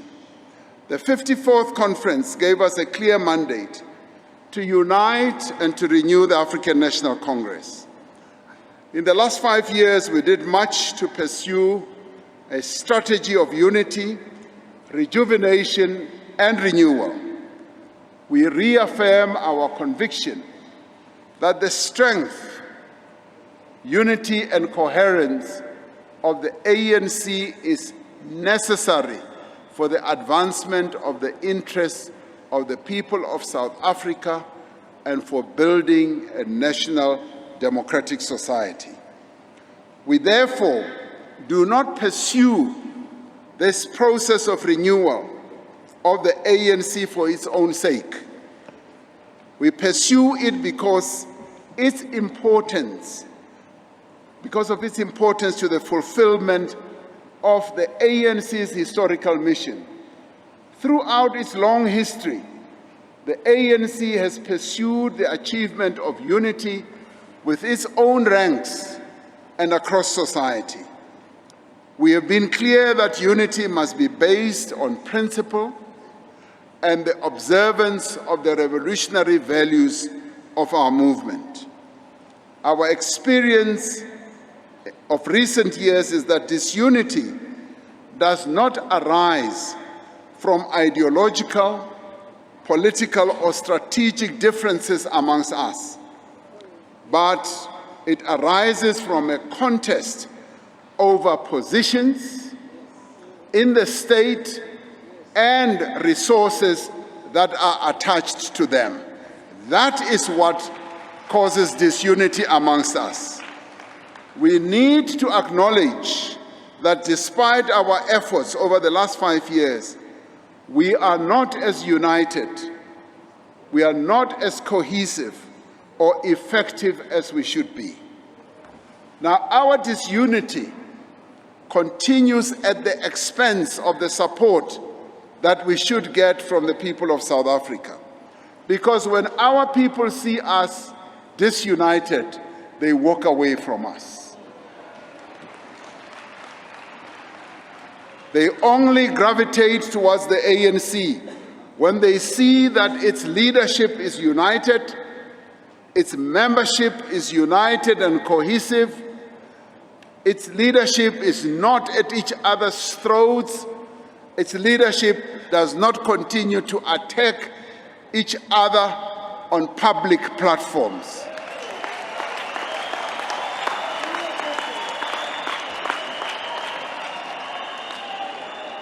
Now, some of the divisions that existed before the 54th National Conference continue within the organization.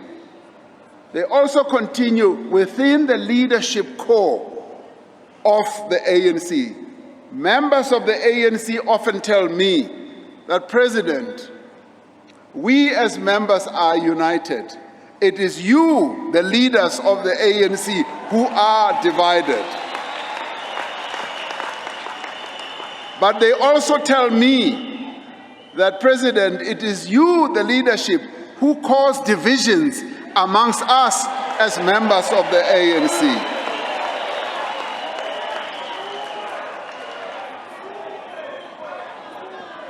Now, as we anticipated, the actions we were mandated to take against corruption and state capture have at times caused friction amongst us.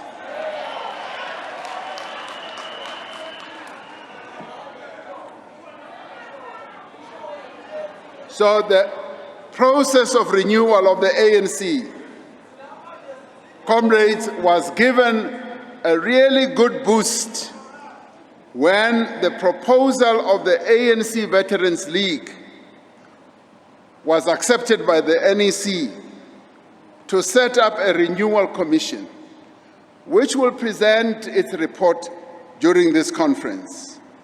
The ANC has never fought the struggle for liberation alone. It has at all material times sought to draw together those formations that align with its objectives and are committed to the pursuit of the NDR. We have long been grappling with the form of the alliance that it should take in the democratic era. Now, after the experience of nearly 3 decades of democracy, we have agreed on the need for the alliance to be reconfigured to ensure that it remains relevant and effective in pursuing the national democratic revolution under present conditions as well as into the future. This 55th conference must provide guidance on the reconfiguration of the alliance so that we may conclude this discussion. The renewal of the ANC itself will be incomplete without the renewal of our entire movement, including how we deal with the issue of the reconfiguration of the alliance, the core of the movement. Now, in doing so, comrades, we also maybe at this conference need to have the difficult conversation of how some of the discussions are happening in some of our alliance partners.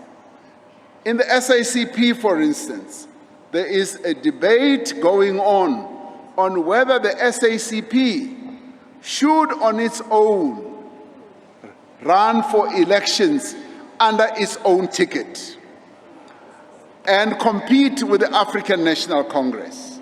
So we must engage in that discussion.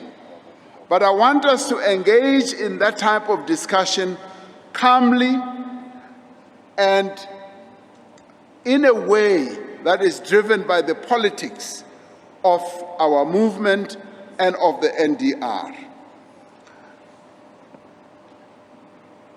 The matter of the reconfiguration of the alliance should be seen as leading to improving the alliance relations at national, provincial, regional, and local level.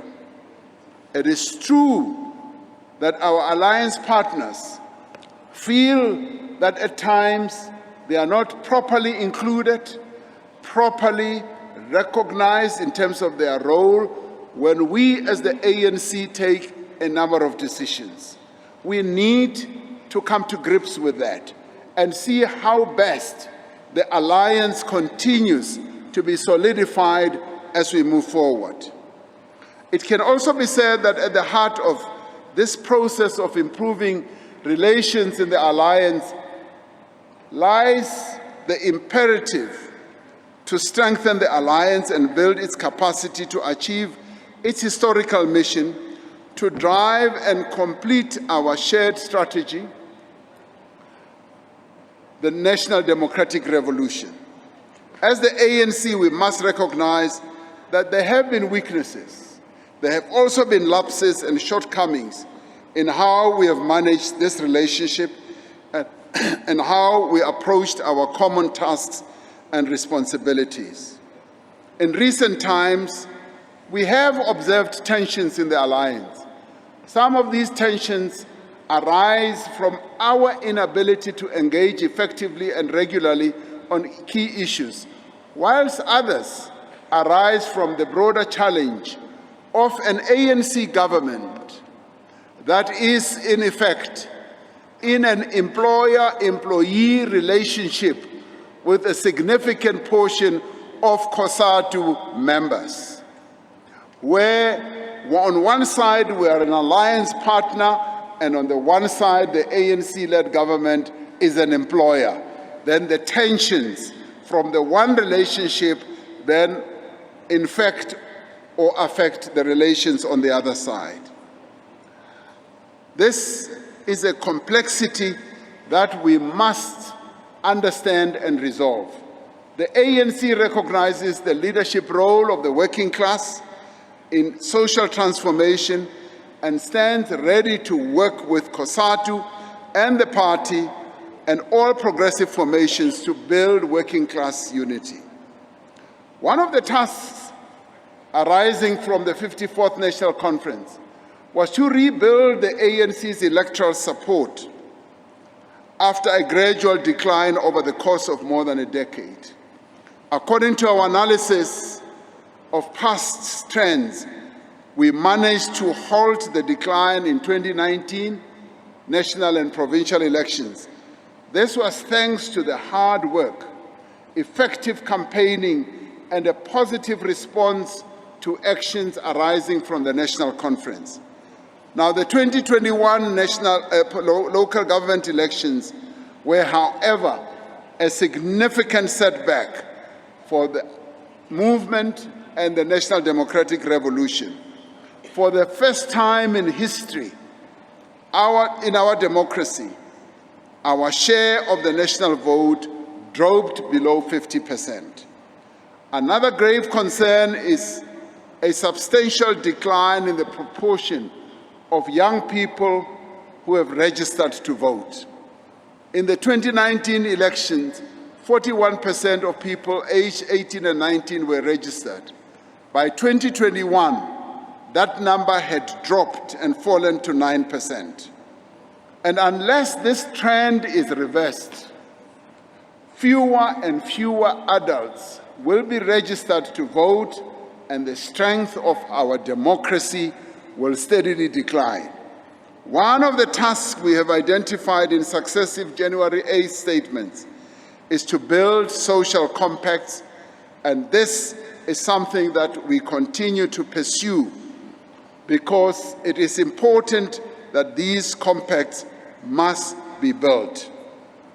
We need to address this issue even as we are building a number of compacts on a sectoral basis as we move ahead. We need to strengthen our branches, and our branches need to lead campaigns that make the lives of our people better. The Letsema campaign has become the flagship campaign in the African National Congress, and we must utilize it leading up to the 2024 elections.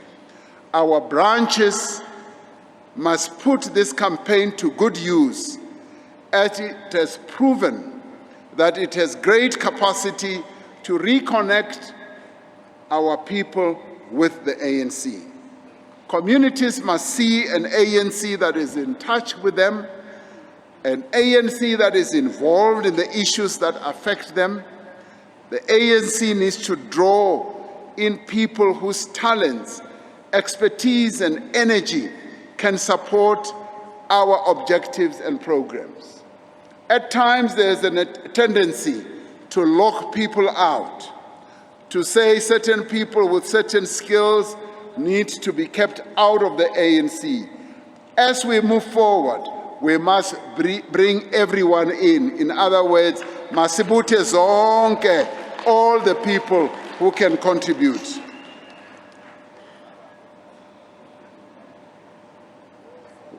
We need also to move forward, comrades, to make our branches stronger and stronger as we bring all these skills within the ANC. Now, this is a solitary moment for the ANC. Unless we act now with courage and honesty to redeem our organization, we will have betrayed the ANC's historical mission and failed our people. In a decade from now, the ANC will celebrate 120 years of existence. By that time, in 2032, our ambition for the country would be to have realized the goals that are set out in the National Development Plan. The Renewal Commission will be presenting a report to this conference, as I said, a report that will give us a draft vision 2032 and also a roadmap for our consideration. The 55th conference should envisage what the ANC of the future will be and should outline the actions that we need to take to make that future a reality. We must envisage and work towards an ANC that incorporates the best traditions, the best values and practices of our past while responding to the challenges of the circumstances of the present. We must be a movement that embraces the pioneering vision of our founders and the fighting spirit of the young lions of successive generations. We must be an organization that distinguishes itself by the quality, capability, and political consciousness of its cadres. The ANC must draw into its leadership ranks the best in our society, the most committed patriots who seek to serve the people without any expectation of reward. A member of the ANC must distinguish themselves by their humility, by their modesty, by their discipline, whether they are in meetings or outside of meetings. They must also distinguish themselves by their purpose, by their hard work, by their fortitude, and the confidence that they exude about being an ANC member, by their self-belief and selflessness, and by their activism in the community and their concern and love for the people and their welfare. That is what an ANC member should be.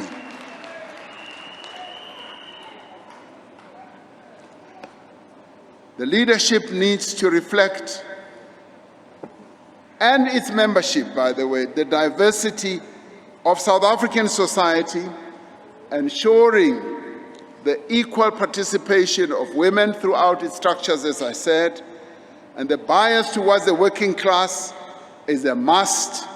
The ANC also needs to be a youthful organization that is in touch with the needs and aspirations of the new generation. But that youthfulness must serve as an attraction for young people outside the organization. We must be attractive to young people. We must be an organization that draws on the experience, wisdom, and energies of all generations of activists. Above all, the ANC must be the most effective instrument in the hands of our people.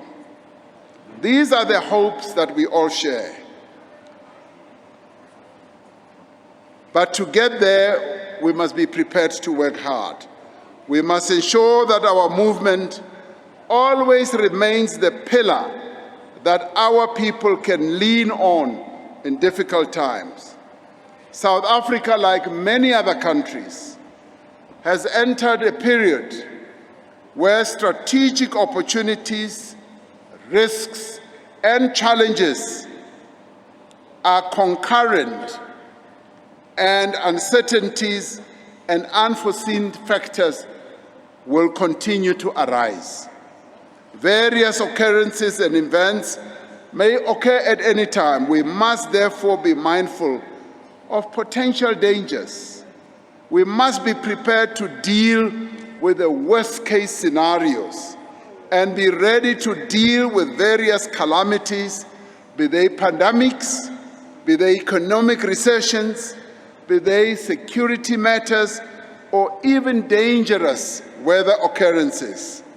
Now, on the journey ahead, we must firmly adhere to the principles that have stood us in good stead in the past, which are the unity and resilience of the people of South Africa, the unity and cohesion of our movement, and the adherence to our people-centered development path, particularly in dealing with poverty, inequality, and unemployment.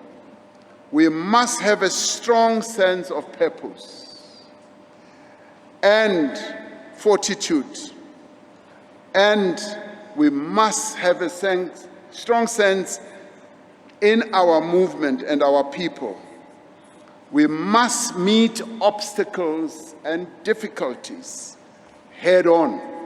and focus on addressing the triple challenges that we face.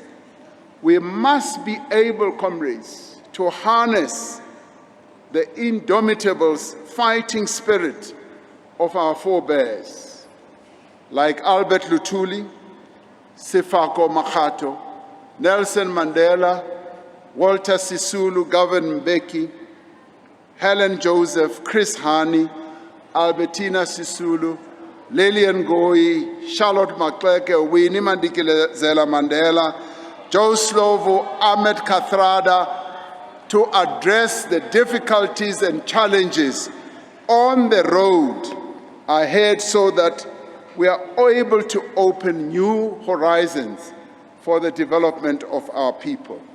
And in all this, comrades, we dare not fail. We dare not also fail those who have come before us. So at this 55th conference, let us exercise discipline, let us exercise political consciousness, let us demonstrate that indeed we are worthy of being delegates of our people at this conference by sitting here and debating issues. Instead of shouting at each other, instead of howling at each other, let us be the members of the ANC. Amandla! Amandla! Ngiyabonga.